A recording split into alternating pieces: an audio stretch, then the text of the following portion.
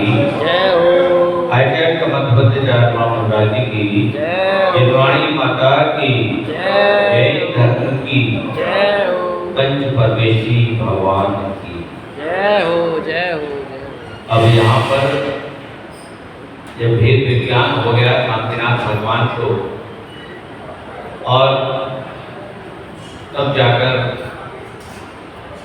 यहाँ पर अब 3 लोक का वर्णन आ रहा है। कैसा है 3 लोक, क्योंकि 3 लोक में ही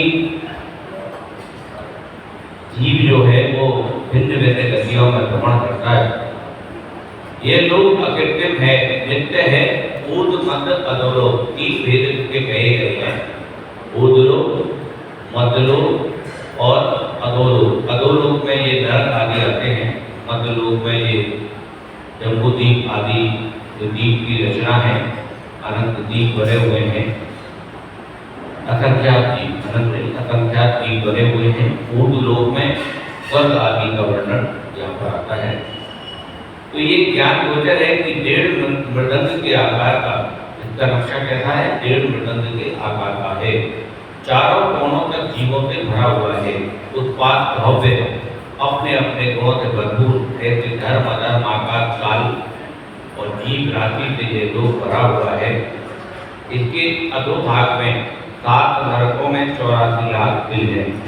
अब सबसे पहले अधोलोक के बारे में बता रहे हैं कि 7 नरक हैं और 7 नरक में 84 लाख दिल हैं जो समस्त ग्रहों के निदान है।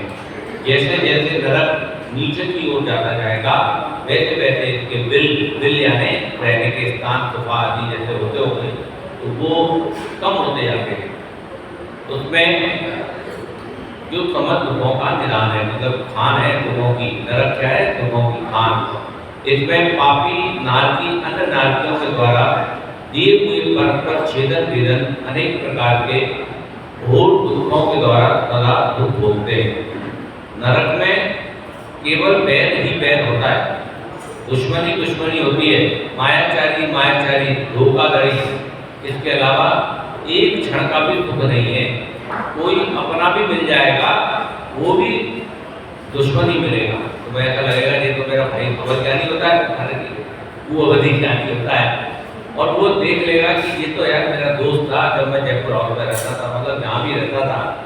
और वो मतलब आपस में वो दोनों मित्रता करते करते दुश्मन हो जाएंगे। ऐसा वहाँ का वातावरण होता है नरक का। उसका जो दुख है उसको कहना भी समर्थ नहीं है। ये नरक समस्त दुखों के समुद्र है, दुखों का समुद्र बताया गया है यहाँ पर। उसमें ये जीव पहले उपार्जन किए हुए पाप कर्म सौदे से जो वचनों से नहीं कहा जा सकता कि ऐसे दुख भोगता है, वहाँ पर जीवों को लेस मात्र भी दुख नहीं है। लेस माने जो बाल के माथे है, बाल जितना भी। हाँ, लेस बिल्कुल ना के बराबर, जैसे कहते हैं दिखाव गायब हो गया है ना, लेस मात्र भी दुख नहीं मिलता। केवल 2.5 दिन ऐसा है जिसमें जीव पुण्य उपार्जन करते हैं, कुछ चारित्र धारण कर मोक्ष प्राप्त करते हैं, कुछ हिंसा कर पाप कमाते हैं। ज्योतिष और व्यंतर देवों से भरे हुए अगर असंख्यात द्वीपों में ये जीव पुण्य पाप के वक्त होकर सदा परिभ्रमण करते हैं। अब एक एक करके वर्णन को बता रहे हैं शांतिनाथ भगवान की ये जीव कहाँ भ्रमण करता है। बोले नरक में गया तो वह लेस मात्र भी सुख नहीं था। उसके बाद 2.5 दिन में यहाँ पर चारित्र धारण कर मोक्ष प्राप्त कर सकते हैं और पाप पुण्य भी करते हैं। इसके अलावा ज्योतिष और व्यंतर देव असंख्यात जीवों में पुण्य और पाप के वशीभूत होकर सदा भटकते रहते हैं। तेरी आत्मा तो भटक रही है। ये व्यंतर देव होते हैं जो भटकते रहते हैं, और ज्योतिष देव जो जम्बूद्वीप के चक्कर लगाते रहते हैं द्वीपों के। इसके सुमेरु पर्वत जो 5 पर्वत हैं इनके ऊपर चक्कर लगाते रहते हैं। और पूर्व उपार्जन को कर्म करते थे तो धर्मात्मा द्वीप, 16वें वर्ग और नव ग्रह आदि कल्पाती विमान में अनेक प्रकार के दुख भोगते हैं। और जो बहुत ज़्यादा ऐसे पुण्य कर्म करते हैं, तपस्या करते हैं, चाहे को धारण करते हैं, वे ऊपर के स्वर्गों में जाते हैं। 16 स्वर्ग बने हुए हैं और उसके ऊपर नव ग्रह आदि कल्पाती विमान बने हुए हैं, वहाँ पर दुख भोगते हैं। उसके आगे सदा एक का रहने वाला तीर्थ स्थान है, जहाँ पे अनेक रूपों में लीन हुए तीनों लोगों के द्वारा बंदनीय सिद्धात्मा निवास करते हैं। नीचे से वर्णन किया है तीनों लोगों का, सबसे पहले नरक का, फिर मध्यलोक का, फिर स्वर्ग का, और उसके बाद ये सिद्धालय का यहाँ पर वर्णन कर रहे हैं। उनको मैं नमस्कार करता हूँ। इस प्रकार लोक के विशिष्ट स्वरूप जानकर विद्वान लोग राग आदि को छोड़कर मोक्ष प्राप्त करने का उपाय करते हैं। ये अनेक प्रकार का समस्त रूप द्रव्यों से भरपूर है। उत्पाद भौतिक स्वरूप है, बनता है बिगड़ता है, बनता है बिगड़ता है। जैसे सोना होता है, सोना बन गया, फिर अंगूठी आदि बन गई, जेवर बन गए, फिर मन भर गया, फिर उनको गला लिया, फिर द्वारा बना दिया। ऐसे जो उत्पाद भौतिक स्वरूप सदा चलता रहता है जीव के अंदर। सर्वज्ञ ज्ञान का गोचर है, सुख दुख के भरा हुआ है, अनादि है, सदा रहने वाला अविनाशी है। लोक का ऐसा स्वरूप जानकर बुद्धिमान लोग रत्नत्रय के द्वारा सिद्ध होकर अपने ऊपर के विराजमान होते हैं। यदि लोक अनुप्रेक्षा, ये लोक अनुप्रेक्षा हो गई। अब आ रहा है जन्म मरण से पीड़ित हुआ यह जीव अनंत काल तक निरोध में प्रवृत्त किया करता है और फिर अन्य स्थावरों में भ्रमण करता है। अनंत काल तक निरोधिया जीव, निरोधिया जीव समझते हो? निरोधिया जीव का होता है निरोधिया जीव जो एक हाथ में 18 बार जन्म लेता है, 18 बार मरण को प्राप्त होता है।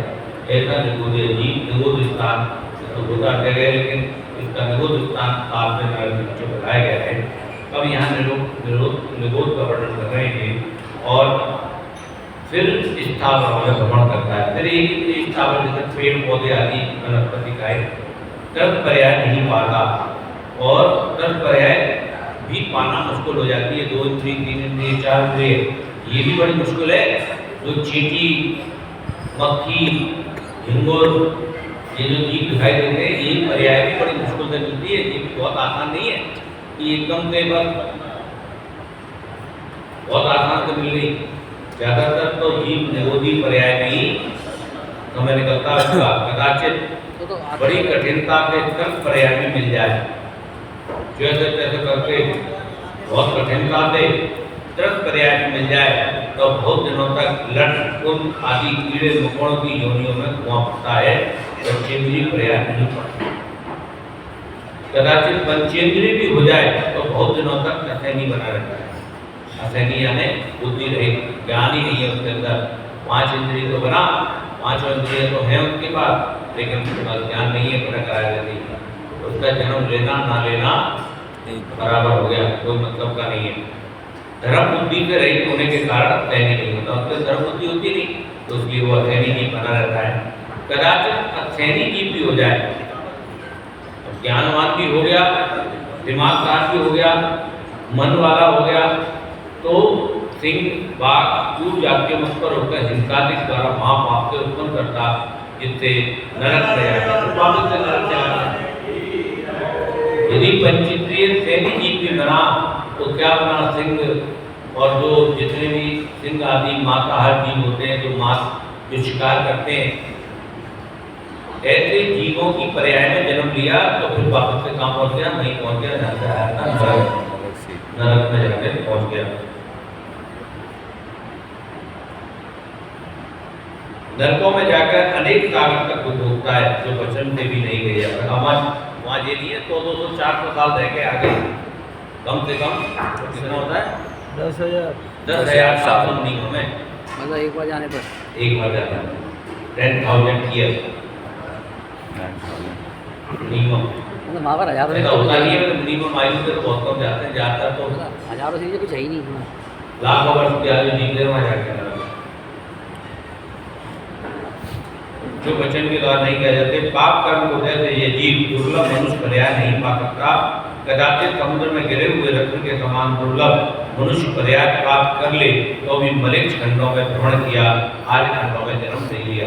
पहले तो ये मनुष्य जन्म को कैसे बता दिया कि जैसे कोई रत्न किसी सागर यानी समुद्र में गिर जाए और उसको कहो कि वो निकाल के लाओ, और उसको निकाल कर लाना जितना मुश्किल है उतनी मुश्किल है मनुष्य पर्याय।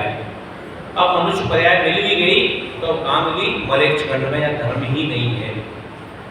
आर्यखंड और मलेक्ष खंड 2 तरह के होते हैं। आर्यखंड में या तीर्थंकर आदि जन्म लेते हैं, या मुनि महाराज होते हैं, धर्म की प्रभावना होती है, जैन मंदिर आदि होते हैं। और मलेच्छ खंड, यहाँ पर मलेच्छ लोग रहते हैं, धर्म को मानते ही नहीं, धर्म करते ही नहीं। तो मनुष्य जन्म मिल भी गया तो कहाँ मिला? मलेच्छ खंड में मिला, और आर्य खंड में नहीं मिला। कदाचित भाग्यवश आर्य खंड में भी जन्म ले ले तो बहुत दिन तक फिर कहाँ गया? नीच कुल में गया। अब नीच कुल में गया तो वहाँ भी कोई धर्म नहीं है। तो मलेच्छ खंड में अगर जन्म लेता है उसको धर्म तो वहाँ है नहीं, तो अपने कर्म कैसे सुधारेगा वो? नहीं सुधारता ना, कहाँ सुधारता? तो अगला भविष्य उसका बेकार है। भगवती में और क्या?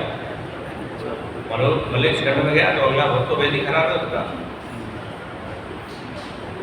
अब कदाचित भाग्यवत आर्य खंड में जन्म लिया तो बहुत दिनों तो नीच कुल में भ्रमण किया, और कल्प वृक्ष के समान दुर्लभ श्रेष्ठ कुल में जन्म नहीं ले सकता। कदाचित श्रेष्ठ कुल में जन्म ले भी लिया। अब यहाँ पर भी कल्प वृक्ष के समान बताया गया श्रेष्ठ कुल, जैसे कल्प वृक्ष बहुत ही दुर्लभ होता है, ऐसे श्रेष्ठ कुल में जन्म लेना भी बहुत दुर्लभ है। तो आयु, रोग रहित शरीर, इंद्रियों की पूर्णता, रत्नत्रय की प्राप्ति, कथाओं की मंदता, अरहंत देव के हुए गए हुए साथ, निर्गत गुरु, सम्यक दर्शन, तप, ज्ञान, चरित्र आदि की प्राप्ति ये और भी दुर्लभ है। कुछ कुल में जन्म ले लिया तो उसकी कोई गारंटी नहीं कि कितनी आयु है, और आयु भी मिल गई तो रोग रहित शरीर मिल जाए इसकी भी कोई गारंटी नहीं।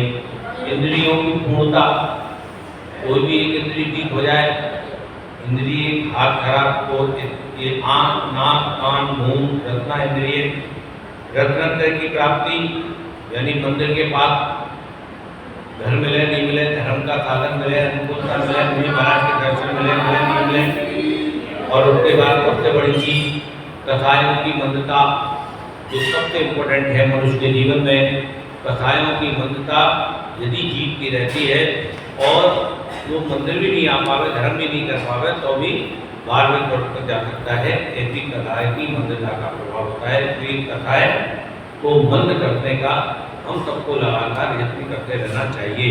और अरहंत देव के कहे हुए सात निर्गम गुरु के सम्यक दर्शन आदि चारित्र की प्राप्ति और भी दुर्लभ है। कदाचित बड़े भाग्य से ये सब कुछ मिल जाए तो चिंतामणि रत्न के समान ध्यान की प्राप्ति होना दिखाए। यानी मुनि महाराज भी बन गए, और मुनि महाराज बन के भी बहुत मुश्किल होता है मार्ग पे लगाकर चलना। यानी कितने महाराज तो दीक्षा को छोड़ जाते हैं, ऐसी परिस्थिति उत्पन्न हो जाती है, ऐसे रोग आदि हो जाते हैं, कभी कभी कोई ना कोई मन में ऐसे संकलेश परिणाम हो जाते हैं, या मन से कोई ऐसी बीमारी हो जाए तो वो मार्ग भी अवरुद्ध हो जाया करता है। इन सबको पाकर भी ये मनुष्य यदि धर्म साधन करने में व मोक्ष प्राप्त करने में प्रमाद करे तो फिर ये तीन मनुष्य संसार रूपी भर में भ्रमण किया ही करते हैं। यानी इसको पढ़ने के बाद तो हमें ये लगता है कि जो मनुष्य पर्याय की सर्वश्रेष्ठ गति है, स्थिति है, वहाँ पर हम सब लोग हैं। क्योंकि हमें यहाँ पर उच्च कुल में भी जन्म मिला, देव का गुरु का भी सानिध्य मिल रहा है, और सब कुछ अनुकूल है, और फिर भी हम लोग इस दशा में, यानी कितना मुश्किल बताया गया उच्च कुल यानी जैन धर्म में जन्म लेना, और वो भी मनुष्य पर्याय जैन धर्म में जन्म लेना कितना कठिन दुर्लभ। चिंतामणि रत्न के समान, कोई कह रहा है कल्प वृक्ष के समान, कोई कहता उसका उदाहरण दे रहा है, और फिर भी हम लोग भगवान का अभिषेक नहीं कर पाए, मंदिर के पास रहते हुए फिरते हैं, तो फिर उसका वर्णन ही क्या करना। ये जीव करोड़ों सागर तक भी समुद्र में गिरे हुए माणिक के समान मनुष्य पर्याय श्रेष्ठ को धर्म के साधन प्राप्त नहीं कर सकता। यह मनुष्य फिर भी यह जीव करोड़ों सागर तक भी, करोड़ों सागर, एक सागर कितना बड़ा होता है, और यह करोड़ों सागर भी दे दिया, समुद्र में गिरे हुए माणिक के समान मनुष्य पर्याय श्रेष्ठ को धर्म के साधन प्राप्त नहीं कर सकता। यही समझकर लोग, बुद्धिमान लोग प्रकृति की कामगिरी पाकर धर्म साधन में महान प्रयत्न करते हैं, वो धर्म के सेवन के मोक्ष में विराजमान होते हैं। इस संसार में मनुष्य जन्म अत्यंत दुर्लभ है। फिर उदेश कुल, श्रेष्ठ बुद्धि, आरोग्यता, इंद्रियों की पूर्णता श्रेष्ठ गुरु समय दर्शन ज्ञान चरित्र तब बहुत ही अधिक दुर्लभ है। इसलिए धार्मिक पुरुष इसको पाकर सदा बड़े यत्न से चरित्र धारण कर मोक्ष सिद्ध करते हैं। ये क्या हो गई? ये हो गई बोधि दुर्लभ भावना। और कल फिर हम पढ़ेंगे तब तक धर्म के बारे में। बोले शांतिनाथ भगवान की जय हो। क्या वाणी के ज्ञान से सूर्य लोकालोक वाणी